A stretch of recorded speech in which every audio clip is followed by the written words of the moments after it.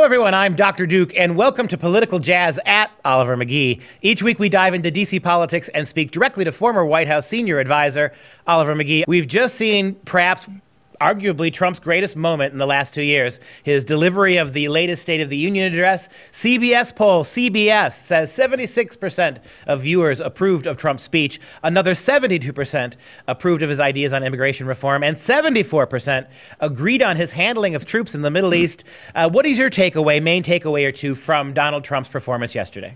Very presidential. I felt the spirit of Ronald Reagan in the hall. I was really struck by the images of both houses in the Supreme Court. You could, so quiet, sitting in great behavior, and also you could hear a pin drop in the room. They were so tuned in to what his speech was saying. I think Donald Trump has got a very good speechwriter, because the end of that speech, the imagery, the tapestry, the messaging that he was making, it was powerful.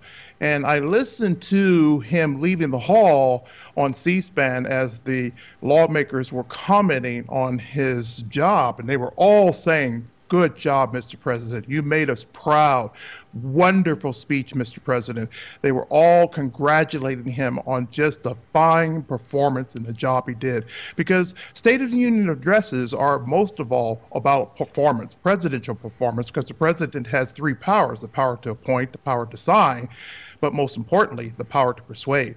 President Trump's powers of persuasion last night were absolutely perfect. I was kind of amazed myself watching the program. I wasn't surprised that the Democrats sat on their hands. I was a little surprised how often they cheered with the president. But I was most surprised by looking at the faces of the Republicans. They seemed genuinely puzzled to be hearing a speech that was that comprehensive. So I thought that was kind of an interesting commentary. Let me ask you a couple of points about each of the major issues. What did you think about his comments on immigration? Very consistent what he was saying in the Oval Office address. He was laying down the facts very clearly of what the crisis is, the national emergency on protecting our borders. And he was also very careful not to overuse the word national emergency. It could come because Chuck and Nancy may not deal. But he is also laying down the markers that this is the State of the Union. And I think that's how he defined immigration, that the State of the Union is urgent on the southern border. And I think he did a fine job in doing that. He did less is best, not too much, just the facts and the evidence, and he's prepared to move afterwards. If people think he's not going to get that wall, I said on Sky News last night, he's going to get the wall. And you think that this performance is going to help move that forward? In what ways? Absolutely, because it's the State of the Union. It's the State of the Union address. And he's speaking to both chambers of the Congress and the Supreme Court. Every actor that has to be in the separations of powers was there. And so they heard it from the executive, the president, that I need this wall and we need to secure that southern border. And that is game over.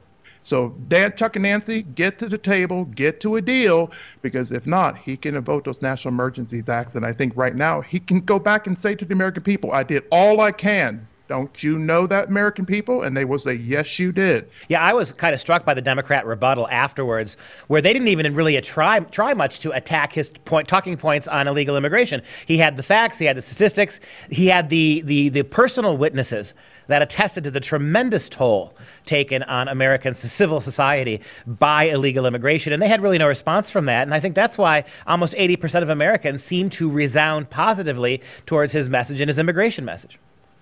Well, Dr. Duke, they agree with the president because the Democrats for decades have agreed with the president. I have it all over my Twitter. They're all talking in the same unison.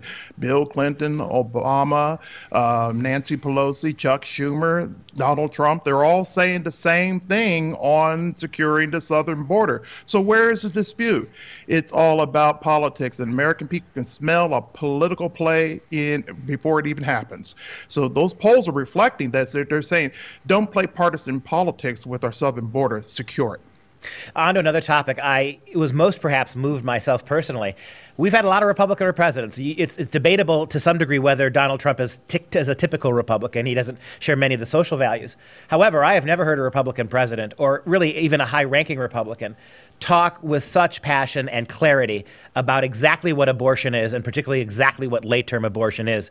To defend the dignity of every person, I am asking Congress to pass legislation to prohibit the late-term abortion of children who can feel pain in the mother's womb.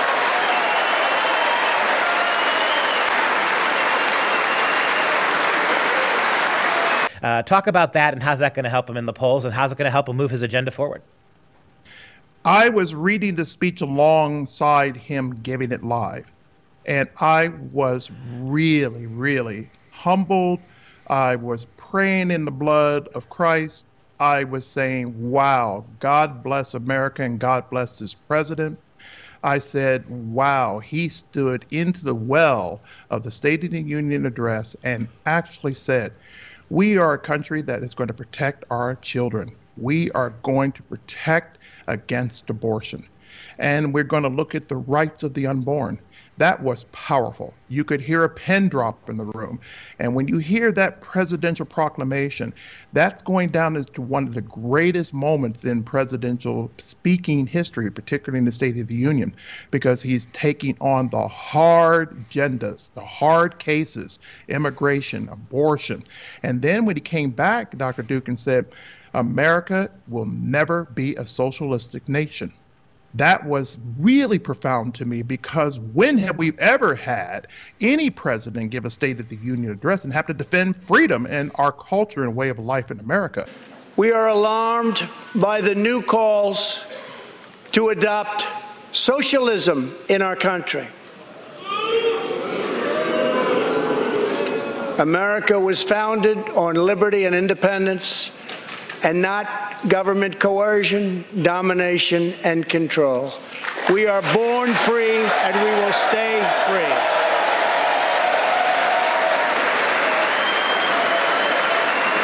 Now he had to stand there and stand down socialism in the 21st century like we stood down communism in the 20th century, in the mid-20th century in 1950s. Well, this is a lasting image, right, of all those particularly Democrat female candidates. Not only did he win getting a positive message across and articulating again why so many Americans were perhaps skeptical a little bit of his character or his readiness, but very convinced of his message. You saw yesterday why that was. Tell me what kind of lasting damage this is going to do to the Democrats. I mean, there's no way they can run and hide from this. When they're talking about the president was talking about stopping sex trafficking on the southern border, Kamala Harris kind of shook her head no, and she wants to be president, right? So you hate this president so much that you can't even smile and applaud when he wants to stop sex traffickers on the southern border? What damage do you think this does to the Democrats as a whole? The big impact of that speech last night was that Hillary said, my time has passed. And I think the Democratic Party, which is in hostage of its extreme left, is going to be taken over by the left movement.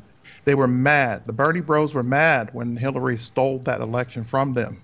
And so they're going to come back in full force with resistance, investigative probes, all kinds of nonsensical socialistic agendas. You like to pay 10 cents, 90 cents on every dollar that you make? That's what their agenda is going to be. They're going to try to sell to us in 2020 that we want to give you a 90% tax rate. We want to give you very, very expensive health care.